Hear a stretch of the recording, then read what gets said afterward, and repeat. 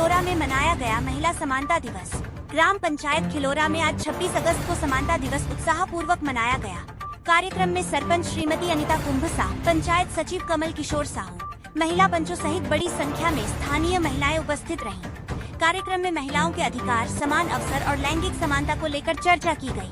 उपस्थित महिलाओं ने अपने विचार साझा करते हुए कहा कि आज महिलाएं पुरुषों के साथ कदम से कदम मिलाकर हर क्षेत्र में आगे बढ़ रही हैं। पंचायत सचिव कमल दिवस के उद्देश्य और संविधान द्वारा महिलाओं को दिए गए अधिकारों की जानकारी दी। वहीं सरपंच श्रीमती अनिता कुंभसाहू ने सभी महिलाओं को महिला समानता दिवस की बधाई देते हुए उनके उज्जवल भविष्य की शुभकामनाएं दी।